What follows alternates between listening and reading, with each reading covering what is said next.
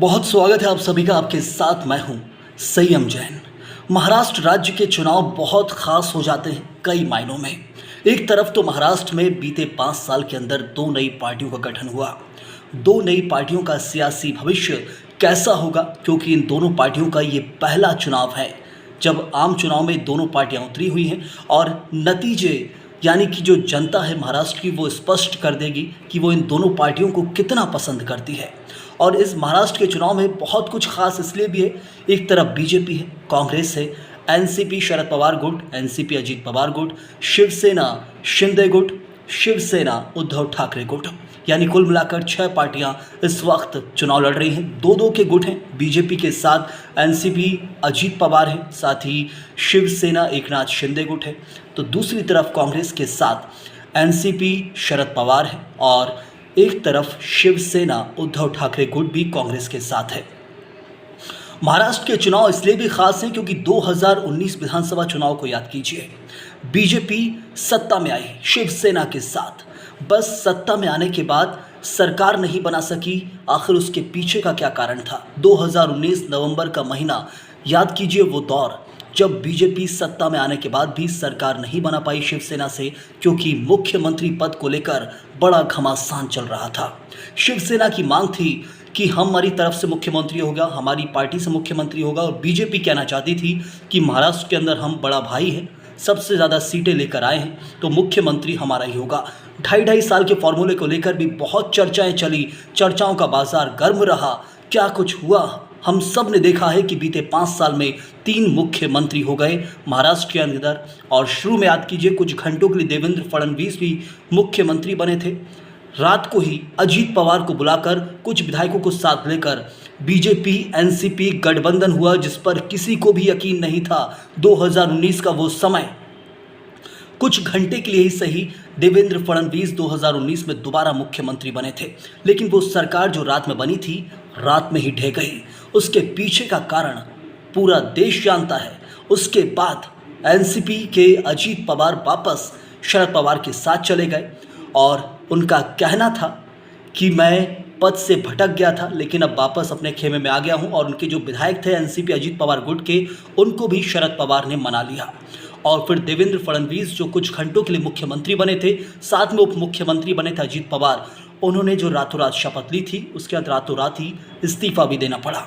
फिर दूसरे मुख्यमंत्री बने, बीते 5 साल की हम बात कर रहे हैं। पहले मुख्यमंत्री बीते 5 साल में देवेंद्र फडणवीस थे, दूसरे मुख्यमंत्री बने उद्धव ठाकरे। वो दौर भी खास था जब एकजुट शिवसेना से उद्धव ठाकरे मुख्यमंत्री बने, और इसलिए भी खास था क्योंकि शिवसेना पार्टी से तो मुख्यमंत्री रहे, लेकिन शिवसेना यानी कि बाला साहेब ठाकरे के परिवार से कोई भी सरकारी पद में नहीं आया था। ये बाला साहेब ठाकरे कहते थे कि मैं कभी भी सरकारी पद नहीं लूँगा, लेकिन उद्धव ठाकरे मुख्यमंत्री बन गए।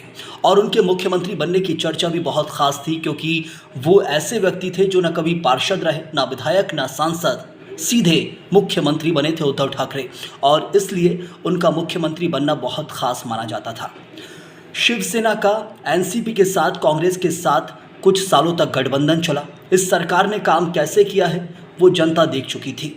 कितना काम मिला, कितना विकास हुआ, कितना भेदभाव हुआ, बहुत सारे ऐसे सवाल थे जो उस वक्त खड़े हो रहे थे। उसके बाद वो गठबंधन भी टूट गया क्योंकि एकनाथ शिंदे शिवसेना को तोड़कर बीजेपी के साथ आ गए, और उसके बाद बीजेपी के साथ एकजुट होकर अपनी एक अलग पार्टी बनाकर सत्ता में रहे। वो सत्ता अभी तक बरकरार है। लेकिन इस चर्चा में क्या आपने एक खास चीज़ पर ध्यान दिया है? वो ये है कि जो बीजेपी मना कर रही थी कि मुख्यमंत्री शिवसेना का नहीं बनने देंगे, 2019 में ही शिवसेना की तरफ से मुख्यमंत्री बन रहा था। बीजेपी राजी नहीं थी क्योंकि हमारी सबसे ज़्यादा सीटें आई हैं महाराष्ट्र में। शिवसेना ने कम सीटों पर चुनाव लड़ा, कम सीटों पर जीते। बीजेपी ज़्यादा सीटों पर चुनाव लड़ी, ज़्यादा सीटों पर जीती, और बीजेपी चाहती थी कि मुख्यमंत्री हमारा हो, लेकिन वो मुख्यमंत्री अपना नहीं बना सकी। वही बीजेपी बीच सत्र में ही राजी हो गई। कैसे? एकनाथ शिंदे को मुख्यमंत्री बनाकर सेकंड पार्टी बनने के लिए। सोचा है कभी आपने? एक बड़ा सवाल है जहां बीजेपी सत्ता मिलने के बाद राजी नहीं थी अपना मुख्यमंत्री पद छोड़ने के लिए। वो मुख्यमंत्री पद छोड़ देती है, एकनाथ शिंदे जो पार्टी तोड़ कर आते हैं उससे सीधे मुख्यमंत्री बनाया जाता है। ये सबसे खास चीज़ है और यही एक बड़ा सवाल है कि सत्ता मिलने के बाद मुख्यमंत्री पद छूट नहीं रहा था और सत्ता जब तोड़ कर लाए तो मुख्यमंत्री पद छूट गया। लेकिन अब 2024 का विधानसभा चुनाव है। क्या सवाल ये नहीं किया जाए कि स्थिति वही बन सकती है जो 2019 में बन रही थी, जैसे मुख्यमंत्री पद बीजेपी नहीं छोड़ रही थी? क्या इस वक्त भी मुख्यमंत्री पद छोड़ देगी एकनाथ शिंदे के लिए यदि बीजेपी का गुट सत्ता में आता है? तो एक अहम सवाल इसलिए भी है क्योंकि इस वक्त एनसीपी के जो अजीत पवार हैं वो भी साथ में चुनाव लड़ रहे हैं बीजेपी के गठबंधन में।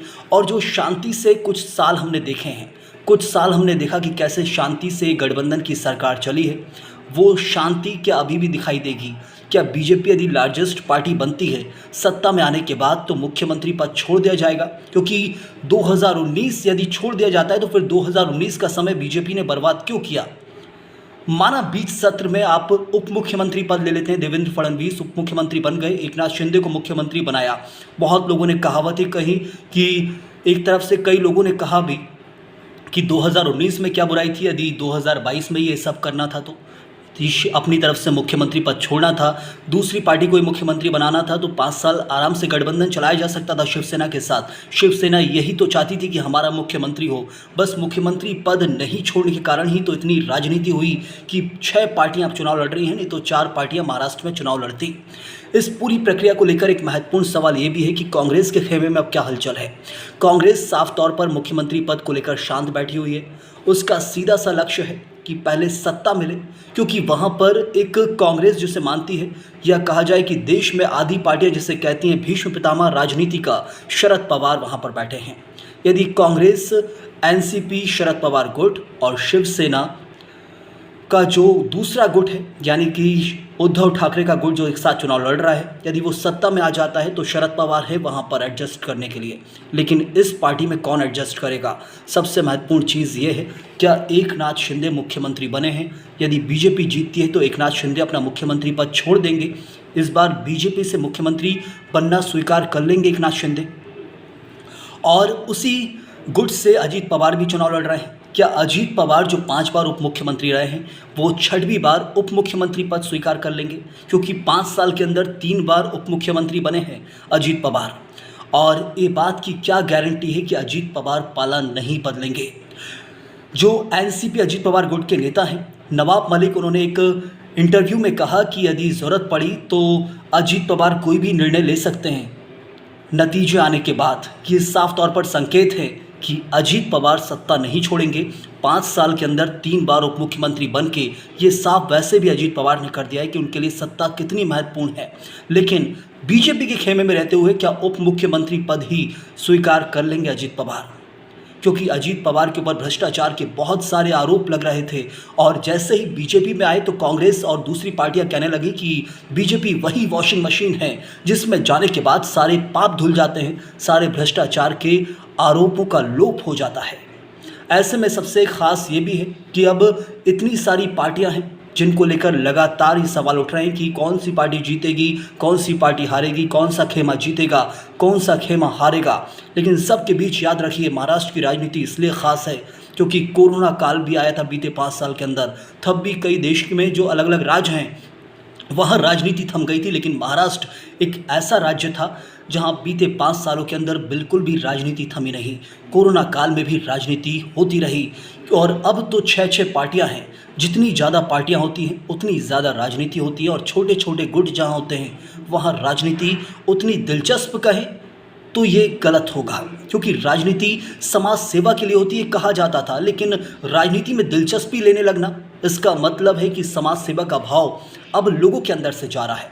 और ऐसे में फिर लोगों को कैसे विकास मिलेगा 5 साल के अंदर आने वाले, वो एक महत्वपूर्ण सवाल है। और ये पार्टियां क्या जनता का भविष्य जो तय करेंगी 5 साल के अंदर, उससे पहले वो ज़रूरी है कि वो जनता तय कर ले कि अब कौन उनका भविष्य निर्माता होगा।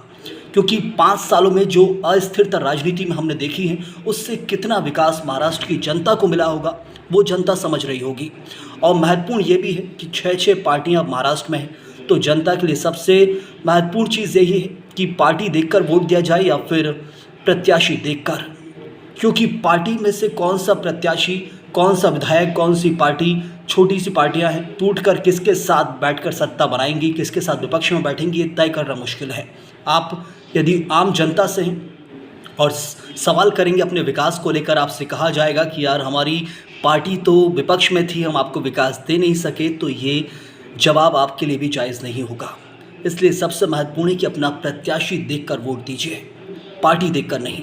प्रत्याशी देखकर वोट देंगे तो शायद आप धोखा ना खाएं, क्योंकि प्रत्याशी आप देखकर वोट दे रहे हैं, प्रत्याशी आपको जानता है।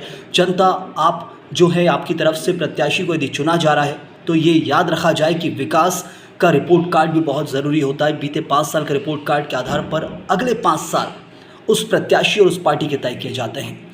लेकिन अब आने वाले समय में राजनीति में और अस्थिरता महाराष्ट्र में आएगी। ऐसे में जनता के लिए विकास कितना मिलेगा, एक बड़ा सवाल है। और जनता यदि प्रत्याशी देखकर वोट देती है तो शायद विकास की कोई संभावना है, क्योंकि पार्टियां बनती हैं, टूटती हैं, ये एक नेता ही कहते थे।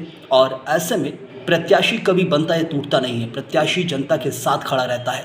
यदि आप अपना प्रत्याशी देखकर वोट देंगे तो शायद धोखा ना खाएं, लेकिन पार्टियां देखकर यदि वोट दे रहे हैं तो फिर तैयार रहिए। जो अस्थिरता राजनीति की 5 साल हमने देखी, आने वाले 5 सालों के लिए भी।